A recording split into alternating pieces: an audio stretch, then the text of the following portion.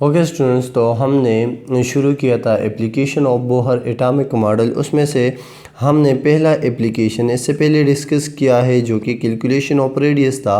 आज हम derivation of energy of electron in an orbit करेंगे। तो इसके लिए हम कंसिडर करते हैं जिस तरह इससे पहले इक्वेशन में डेरिवेशन में हमने किया था कि न्यूक्लियस है और उस पे पॉजिटिव चार्ज है, और हमने ये पढ़ा था कि इसके सराउंडिंग एक ऑर्बिट है या पाथ है जिसे हम ऑर्बिट कहते हैं, और इसी ऑर्बिट में सपोज कर ले कि इलेक्ट्रॉन मौजूद है। ठीक है, इस तरह से ये एक इलेक्ट्रॉन है। ये इलेक्ट्रॉन पे जो चार्ज है ये E के बराबर है, और न्यूक्लियस पे जो चार्ज है कंसिडर कर ले कि वो ZE के बराबर है। इन दोनों के दरमियान जो फासला है उसे हम रेडियस कहते हैं, और कंसिडर कर ले कि ये R के बराबर है। ठीक है, हमने ये डिस्कशन किया था। अब यहाँ पे ये जो एटम है या हम कहते हैं जो इलेक्ट्रॉन है, इसके साथ दो किस्म की एनर्जी है। एक है कि ये इलेक्ट्रॉन जो है इस तरह से रिवोल्यूशन करता है, तो रिवोल्यूशन जब ये करता है तो एक इसके साथ काइनेटिक एनर्जी मौजूद है। दूसरा ये है कि ये न्यूक्लियस जो है इलेक्ट्रॉन को अपनी तरफ अट्रैक्ट करता है, या हम कहते हैं कि ये इलेक्ट्रॉन ट्राई करता है कि ये यहाँ से फ्री होके बाहर चला जाए। तो इसके साथ दूसरी भी एक एनर्जी है जिसे हम पोटेंशियल एनर्जी कहते हैं। तो इलेक्ट्रॉन के साथ यहाँ पे दो किस्म की एनर्जी मौजूद है, एक काइनेटिक एनर्जी है और एक पोटेंशियल एनर्जी है। टोटल एनर्जी किस चीज़ के बराबर होगी? जो इलेक्ट्रॉन के साथ जितने एनर्जी है उसको जब हम आपस में प्लस कर ले तो वो टोटल एनर्जी के बराबर होगी। यानी कि E यानी कि टोटल एनर्जी बराबर होती है KE प्लस PE। चूँकि इलेक्ट्रॉन के साथ सिर्फ ये दो किस्म की एनर्जी है, इसलिए हम कंसिडर करते हैं कि energy of electron is equal to KE kinetic energy plus potential energy. ठीक है, हम कंसिडर करते हैं कि ये हमारे साथ इक्वेशन नंबर 1 हुआ। इससे पहले आप लोगों ने ये स्टडी किया हुआ है कि काइनेटिक एनर्जी जो है वो बराबर होती है, kinetic energy is equal to half या 1/2 mv स्क्वेयर। ये काइनेटिक एनर्जी इसके बराबर होती है। So this is our equation number 2। ये हमारे साथ इक्वेशन नंबर 2 हो गया। ठीक है, अब यहाँ पे पोटेंशियल एनर्जी को देख ले। हम कंसिडर करते हैं कि इलेक्ट्रॉन जो है वो इस न्यूक्लियस से बहुत ज़्यादा दूर था, और इतना दूर तक कि ये न्यूक्लियस जो है इसको अट्रैक्ट नहीं कर सकता। तो हम कहते हैं कि एक फोर्स अप्लाई होगा जब इस चार्ज को हम यहाँ से लेके इस इंटरेक्शन तक लेके जाएंगे। यानी कि हम कंसिडर करते हैं कि ये इलेक्ट्रॉन पहले इन्फिनिटी में मौजूद था जहाँ पे न्यूक्लियस का अट्रैक्शन नहीं था, और हमने इसके ऊपर वर्क डन किया यानी कि फोर्स अप्लाई किया, और इसको यहाँ से लेके यहाँ तक ले आए, इससे कि ये हमारे साथ FR प्राइम है, या कंसिडर कर ले कि ये भी डिस्टेंस R है। ठीक है, यानी कि हम वर्क डन करेंगे जब इलेक्ट्रॉन को इन्फिनिटी से न्यूक्लियस के अट्रैक्शन तक लेके आएंगे। तो वही वर्क डन जो है वो हमारे साथ किस चीज़ के बराबर होगा? इस चीज़ के कि हम फोर्स अप्लाई कर ले और ये इलेक्ट्रॉन जो है कुछ डिस्टेंस कवर कर ले। तो हम कहते हैं कि वर्क डन W जो है वो बराबर होता है, वर्क डन क्या करता है? इलेक्ट्रॉन में पोटेंशियल एनर्जी स्टोर करता है। तो work done is equal to potential energy, और ये पोटेंशियल एनर्जी जो है ये बराबर है -F मल्टीप्लाई बाई R के। ठीक है, से दिस इज, या सिंपली हम कहते हैं कि असल में ये वर्क डन क्या हुआ? पोटेंशियल एनर्जी यहाँ पे स्टोर हो गया। तो पोटेंशियल एनर्जी इस केस में बराबर है -F मल्टीप्लाई बाई R के। अब यहाँ पे ये R क्या चीज़ है? जब यहाँ पर ये इलेक्ट्रॉन को हमने इसके ऊपर वर्क डन किया और इलेक्ट्रॉन को हम इधर लेके आए, तो फिर क्या है, जितना इलेक्ट्रॉन इस न्यूक्लियस के नज़दीक जाएगा, यानी कि न्यूक्लियस जब इलेक्ट्रॉनों को अट्रैक्ट करेगा तो इसके अंदर जो वर्क डन है वो क्या हो जाएगा, वो कम होता जाएगा, यानी कि पोटेंशियल एनर्जी डिक्रीज़ होगी। इसलिए हमने यहाँ पे माइनस साइन जो है वो पुट किया हुआ है। सो कंसिडर कर ले कि ये हमारे साथ इक्वेशन नंबर 3 आ गया। ठीक है, अब इससे पहले हमने कूलम लॉ के बारे में पढ़ा था। मैं यहाँ पे रफ वर्क में करता हूँ कि कूलम कहता है कि F is equal to KQ1 Q2 divided by R square. ठीक है, ये कूलम लॉ है। इससे पहले लेक्चर में डिटेल से हमने ये एक्सप्लेन किया है, तो यहाँ पे मैं सिर्फ रिवाइज करता हूँ। तो अगर हम यहाँ पे देख लें Q1 जो है वो ZE है, Q2 क्या है, E है, तो हम यहाँ पे और K जो है 1/4 पाई एप्सिलॉन नॉट के बराबर होता है। तो हम यहाँ पे 1/4 पाई एप्सिलॉन नॉट और मल्टीप्लाई बाई Q1 जो है वो ZE के बराबर है और Q जो है वो E के बराबर है और डिवाइडेड बाई R स्क्वेयर। ये दोनों मल्टीप्लाई हो जाएंगे और ये दोनों, तो हमारे साथ आ जाएगा F is equal to ZE square. एक E ये है और एक ये वाला है, तो ये दोनों मल्टीप्लाई होके स्क्वेयर हो जाएगी और यहाँ पे आ जाएगा 4 पाई एप्सिलॉन नॉट और क्या आ जाएगा, R स्क्वेयर। ये हमारे साथ इक्वेशन था जो हमने स्टडी किया हुआ है। तो हम यहाँ पे कहेंगे कि एज जिस तरह हमें पता है डायरेक्ट हम ले लेंगे कि F जो है वो बराबर होता है ZE square divided by 4 pi epsilon naught और R स्क्वेयर के।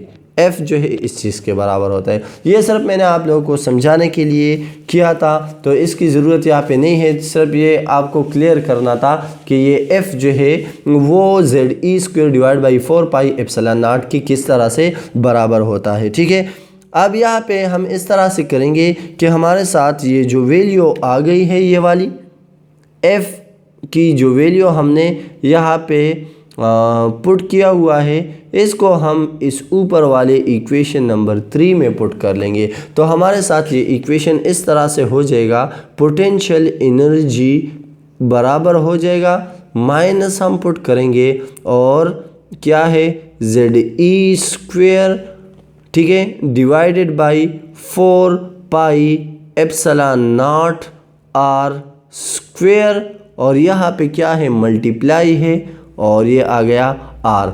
F की जगह पे मैंने ये वैल्यू सारे लिख लिए, तो माइनस आ गया, F की जगह पे ये वैल्यू लिख लिया मैंने और ये मल्टीप्लाई है तो मल्टीप्लाई और R अपनी जगह पे लिख लिया। अब यहाँ पे अगर हम देख लें तो एक यहाँ पे R है, ये R जो है स्क्वेयर में से एक के साथ कैंसिल हो जाएगा, तो हमारे साथ जो रिज़ल्ट आएगा वो इस तरह होगा कि potential energy is equal to minus ZE square divided by 4 pi epsilon naught और R के बराबर हो जाएगा।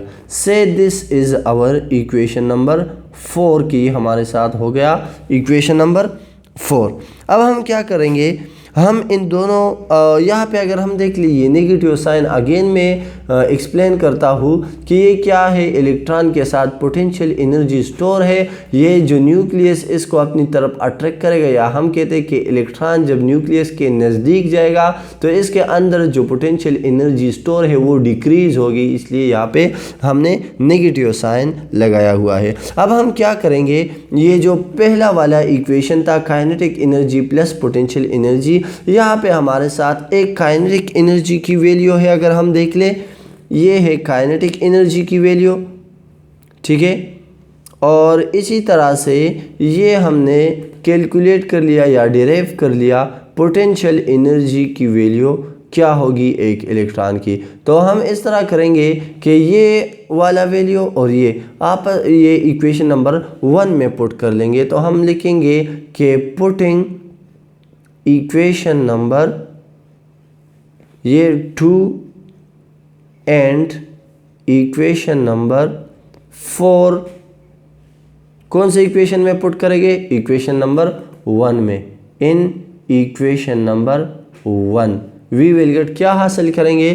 तो हमारे साथ आ जाएगा E energy is equal to, kinetic energy की जगह पे आ जाएगा 1/2 mv²। और क्या है यहाँ पे? प्लस सिंबल है तो हम प्लस सिंबल को लिख लेंगे। और पोटेंशियल एनर्जी जो है वो यहाँ पे इसके बराबर है, तो -ZE² डिवाइडेड बाई 4πε0 और R आ जाएगा। ठीक है, अब ये प्लस और माइनस जब आपस में मल्टीप्लाई होते हैं तो क्या आ जाएगा? माइनस सिंबल आ जाएगा। तो 1/2 mv² minus ZE² divided by 4πε0 और R आ जाएगा। हमारे साथ ये इक्वेशन हासिल हो गया। हम कंसिडर करते हैं कि ये है इक्वेशन नंबर 5।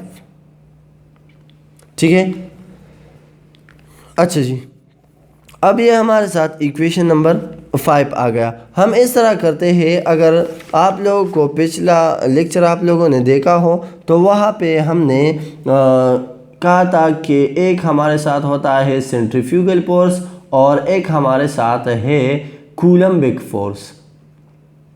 तो ये कूलम्बिक फोर्स और सेंटीपिटल फोर्स आपस में बराबर होता है, इसलिए इलेक्ट्रॉन जो है वो न्यूक्लियस के गिर्द रिवॉल्यूशन करता है और न्यूक्लियस में गिरता नहीं। तो हमने कहा था कि सेंट्रीफ्यूगल फोर्स हमारे साथ बराबर होती है mv² डिवाइडेड बाई R के, और जो कूलम्बिक फोर्स है वो हमारे साथ बराबर होती है, यहाँ पे हमने लिखा है ZE² डिवाइडेड बाई 4πε0 R² की। ठीक है, ये कूलम्बिक फोर्स है और ये वाला जो है ये सेंट्रीफ्यूगल फोर्स है। अब यहाँ पे एक R है और एक यहाँ पे ये स्क्वायर है। ये एक R जो है वो स्क्वायर में से एक के साथ कैंसिल हो जाएगा, तो जो इक्वेशन हमारे साथ आ जाएगा वो इस तरह होगा mv² is equal to ZE² divided by 4πε0 R। तो यहाँ पे ये जो mv² है इसकी जगह पे हम ये वैल्यू पुट करेंगे, तो हमारे साथ ये इक्वेशन इस तरह हो जाएगा। चलो पहले लिखते हैं कि एज जिस तरह हमें पता है कि mv² जो है वो बराबर होता है ZE² यहाँ पे, और क्या है 4πε0 R, ये इसके बराबर होता है। ठीक है, तो ये जस्ट मैंने आप लोगों को याद दहानी के लिए क्या है कि mv² जो है वो इस चीज़ के बराबर होती है, इसकी ज़रूरत यहाँ पे नहीं है, सिर्फ याद दहानी के लिए था। ठीक है, अब हम क्या करेंगे? अब हम इस वैल्यू को इक्वेशन नंबर 5 में पुट करेंगे। तो लिखते हैं कि putting value of mv² in equation number 5 we will get, हम क्या हासिल कर लेंगे? तो यहाँ पे अगर हम देख ले तो इस तरह से इक्वेशन आ जाएगा कि E इज इक्वल टू 1/2 अपनी जगह पे आ जाएगा, और mv² जो यहाँ पे हमारे साथ आता है उसकी जगह पे हम ये सारा वैल्यू लिख लेंगे। इस mv² की जगह पे ये वैल्यू पुट करेंगे, तो क्या आएगा? ZE² डिवाइडेड बाई 4πε0 और R, ये वैल्यू इस तरह से आ जाएगा। ठीक है, और फिर दरमियान में माइनस है तो हम माइनस का सिंबल लगाएंगे, और फिर क्या करेंगे? जो पहले से वैल्यू मौजूद है हम उसी वैल्यू को दोबारा पुट कर लेंगे, यानी कि इस तरह हो जाएगा कि ZE² डिवाइडेड बाई 4πε0 और R। अब हम इन दोनों को मल्टीप्लाई कर लेंगे और इस 2 को इस डिनोमिनेटर के साथ मल्टीप्लाई करेंगे। तो ये इक्वेशन जो है वो इस तरह का हो जाएगा कि E is equal to ZE² divided by 2 और 4 जब मल्टीप्लाई होता है तो 8 आता है, तो 8 पाई एप्सिलॉन नॉट और R दरमियान में माइनस है तो माइनस लगाएंगे और ZE² divided by 4 pi epsilon naught और R, ये वैल्यू अपनी ही जगह पे आ जाएगा। अब हम क्या करेंगे, डिनोमिनेटर को सेम करेंगे। जब इस तरह से कोई वैल्यू आ जाए कि 2 divided by 3 minus 1 divided by 2, तो हम क्या करते हैं, हम डिनोमिनेटर को सेम करते हैं। कैसे सेम करते हैं, हम कोई इस तरह वैल्यू मालूम करेंगे जिसको मल्टीप्लाई देने से ये डिनोमिनेटर सेम हो जाए, या हम सिंपली एलसीएम लेते हैं। तो अगर इसको हम 2 से मल्टीप्लाई दे दें इस तरह से और इसको हम 3 से मल्टीप्लाई दे दें तो ये सेम हो जाता है 4 divided by 6 minus 3 divided by 6। और इससे फिर हम इसको इस तरह सॉल्व करते हैं कि इससे 1 लेते हैं और यहाँ पे 4 माइनस 3 करते हैं तो इससे आंसर आता है 1/6। इस तरह से हम सिंपल कैलकुलेशन करते हैं। तो यहाँ पे भी वही रूल अप्लाई करेंगे कि ये 8 पाई एप्सिलॉन नॉट R है और ये 4 पाई एप्सिलॉन नॉट R है, तो इन दोनों को हम सेम करेंगे। इसको 1 से मल्टीप्लाई दे देंगे और इसको 2 से मल्टीप्लाई दे देंगे, तो ये इक्वेशन जो है इसके डिनोमिनेटर सेम हो जाएगी। यानी कि ये इक्वेशन इस तरह हो जाएगा कि एनर्जी इज इक्वल टू, यहाँ पे है ZE² divided by 8 pi epsilon not R आ जाएगा, दरमियान में से माइनस है हम वही माइनस लिखेंगे और 2 और ZE जब हम मल्टीप्लाई करते हैं तो इससे आ जाएगा 2ZE² और divided by 8 pi epsilon naught और R आ जाएगा। ठीक है, 2 और 4 मल्टीप्लाई करेंगे तो इससे 8 ही हासिल हो जाएगा। अब डिनोमिनेटर जब सेम होता है तो वही रूल अप्लाई करेंगे कि इसमें से 1 ले लेंगे, तो ये इक्वेशन इस तरह हो जाएगा कि E is equal to ZE, चलो डायरेक्ट करते हैं कि ZE है और माइनस 2ZE है, तो इससे आ जाएगा माइनस ZE² आएगा और डिवाइड बाई इससे हम 1 ले लेंगे तो आ जाएगा 8 पाई एप्सिलॉन नॉट और R। ठीक है, तो ये हमारे साथ एनर्जी का एक और इक्वेशन हासिल हुआ, तो हम कहते हैं इट इज़ इक्वेशन नंबर 6। अब यहाँ पे प्रॉब्लम ये है कि R जो है वो रेडियस को रिप्रेजेंट करता है, तो R के लिए तो हम अलग कैलकुलेशन नहीं कर सकते। तो इससे पहले जो लेक्चर था उसमें हमने ये एक्सप्लेन किया था कि R जो है वो बराबर होती है n² h² epsilon not divided by ZE² pi m, ये इस चीज़ के बराबर होता है। तो अगर हम यहाँ पे लिख लें कि A जिस तरह हमें पता है कि, और कहाँ से पता है, इससे पहले जो रेडियस का डेरिवेशन था उसमें से हमने इस वैल्यू को डेराइव किया था। ठीक है, तो हम सिंपली लिखेंगे कि एज R जो है वो बराबर होगा n² h² epsilon not divided by ZE² pi m, ये हमारे साथ R जो है इसके बराबर होती है। तो हम क्या करेंगे, ये R की जो वैल्यू है ये सारी इस R की जगह पे हम इसका पुटिंग कर लेंगे। तो ये इक्वेशन जो है इक्वेशन नंबर 6 इस तरह हो जाएगा। मैं लिख लेता हूँ putting value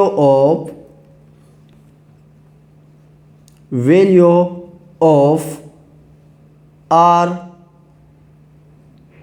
in equation number 6। अगर हम इक्वेशन नंबर 6 में R की वैल्यू पुट करें तो हमारे साथ इस तरह हो जाएगा कि energy is equal to minus ZE² divided by क्या आ जाएगा 8 एप्सिलॉन पाई, और यहाँ पे क्या है एप्सिलॉन नॉट है। ठीक है, और R की वैल्यू हम इसमें पुट करेंगे तो R की वैल्यू क्या है, यहाँ पे हमने फाइंड किया है कि n² h² divided by ZE square और पाई m, ये इस चीज़ के बराबर होता है। अब अगर हम यहाँ पे देख लें तो यहाँ पे पाई यहाँ पे भी मौजूद है और पाई यहाँ पे, तो ये दोनों पाई आपस में कैंसल हो जाएंगे। ठीक है, तो हमारे साथ इक्वेशन इस तरह आएगा कि energy is equal to minus ZE square divided by 8 epsilon naught और n square H square divided by ZE square और m। ठीक है, ये इक्वेशन इस तरह से आ जाएगा। अब हम इसको ऊपर लेके जाएंगे तो ये उलट हो जाएगा। ठीक है, यानी कि इस तरह से आप लोगों ने देखा होगा कि 2 डिवाइडेड बाई 5, ठीक है, और मल्टीप्लाई बाई 1/3। अगर इस तरह का इक्वेशन हो तो इसको हम सिंपली इस तरह लिखते हैं कि 2/5 अलग कर लेते हैं और इसको ऊपर ले जाके उलट कर लेते 3/1, इस तरह के रूल से। तो सिमिलरली इसको हम ऊपर लेके जाएंगे और उलट कर लेंगे। ठीक है, तो ये वाला जो मैंने रफ वर्क किया है इसको हम थोड़ा सा इरेज करते हैं और लिखेंगे वही रूल्स यहाँ पे अप्लाई करेंगे कि एनर्जी जो है वो बराबर हो जाएगा किस चीज़ का, minus ZE square divided by 8 epsilon not. इसको मैंने अलग लिख लिया और इसको ऊपर ले जाके उलट कर लेंगे तो क्या हो जाएगा, ZE स्क्वेयर और m डिवाइडेड बाई क्या आएगा, n स्क्वेयर H स्क्वेयर। ठीक है, अब ये जो न्यूमरेटर है इसको मल्टीप्लाई करेंगे और डिनोमिनेटर को आपस में मल्टीप्लाई करेंगे तो इक्वेशन इस तरह हो जाएगा, E is equal to minus Z square E4 m divided by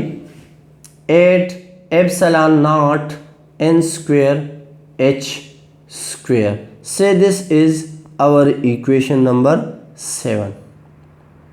ये हमारे साथ इक्वेशन नंबर 7 है। ठीक है, अच्छा जी, अब यहाँ पे हम इस तरह करते हैं कि पर nth ऑर्बिट ये एनर्जी की वैल्यू फाइंड आउट हुई। इसको हम मज़ीद मुख्तसर करते हैं, लेकिन पर nth ऑर्बिट यानी कि किसी भी नंबर ऑफ ऑर्बिट के लिए हम क्या करते हैं, E के साथ n लगाते हैं और माइनस Z स्क्वेयर, या अगर इसको हम रीअरेंज कर ले, चलो ठीक है इसको ऐसे ही रहने दे, Z square E4 m divided by 8 epsilon nought n square H square. अब हम इस तरह से करते हैं कि कांस्टेंट को अलग कर लेंगे और वेरिएबल को अलग कर लेंगे तो ये इक्वेशन इस तरह हो जाएगा En। सबसे पहले इसमें कांस्टेंट जो है यहाँ पे कौन कौन से है कांस्टेंट, इसमें से एक E4 है, चार्ज ऑन इलेक्ट्रॉन, इसके अलावा मास ऑफ इलेक्ट्रॉन कांस्टेंट होता है, 8 भी कांस्टेंट है, एप्सिलॉन नॉट भी कांस्टेंट होता है और H जो है वो भी प्लैंक कांस्टेंट है। यानी कि Z जो है नंबर, एटॉमिक नंबर हर एक एटम का अलग अलग होता है और नंबर ऑफ शेल जो है वो भी चेंज होते हैं। तो यहाँ पे अगर चलो इसको सेपरेट करते हैं, माइनस E4 m आ जाएगा, ये कांस्टेंट टर्म है और इसके अलावा 8 कांस्टेंट है, एप्सिलॉन नॉट कांस्टेंट है और H स्क्वेयर कांस्टेंट है। और इसके अलावा जो वेरिएबल है इसको हम अलग करते हैं, Z square divided by n square. ठीक है, अब इससे पहले लेक्चर में हमने ये भी कहा था कि E4 m divide by 8 epsilon not H square जो है इसकी वैल्यू क्या होती है, तो वो हमने फाइंड किया था कि ये 2.18 मल्टीप्लाई 10⁻⁻18 जूल पर एटम के बराबर होता है। ठीक है, तो इसकी जगह पे हम वो वैल्यू लिख लेंगे।